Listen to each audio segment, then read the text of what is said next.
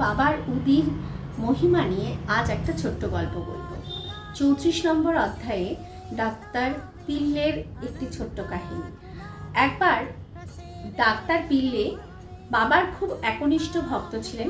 বাবা ওনাকে ভাও বলে ডাকতেন। ভাও মানে মারাঠি ভাষায় ভাইকে ভাও বলা হয়। তো বাবা ভীষণ স্নেহ করতেন এবং বাবার যে কোনো বিষয় নিয়ে পিল্লের সাথে একটু পরামর্শ করতেন। একবার কি হলো, ডাক্তার পিল্লের পায়ে ঘা হয়, প্রচণ্ড কষ্ট, ব্যথায় কষ্ট পাচ্ছেন। তো তখন ডাক্তার পিল্লে কাকা সাহেব দীক্ষিতকে বলছেন, আমার পায়ে অসহ্য যন্ত্রণা হচ্ছে, বাবাকে বলো আমাকে এই ব্যথা থেকে তাড়াতাড়ি মুক্ত করে দিতে।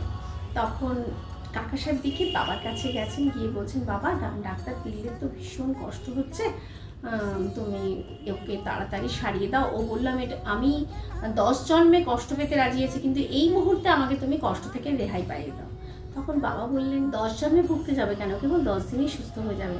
পিল্লেকে কারোর পিঠে করে মসজিদে নিয়ে এসো। কারণ তখনকার দিনে এত গাড়ি ঘোড়া ছিল না যে কথায় কথায় গাড়ি ঘোড়া পাওয়া যেত।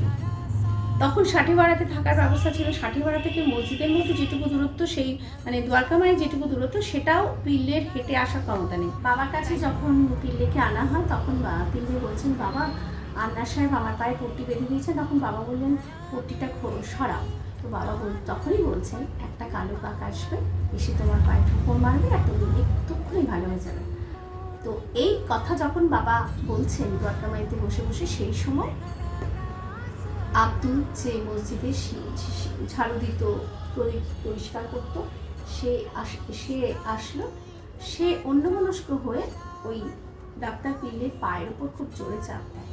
পায়ের ওপর চাপ দিতে ডাক্তার পিল্লের পা থেকে মানে ঘায়ের পোকা গলগল করে বেরিয়ে, মানে পুঁজ, রক্ত, পোকা সমস্ত কিছু বেরিয়ে গেল। সাংঘাতিক চিৎকার করে উঠলেন ডাক্তার পিল্লে।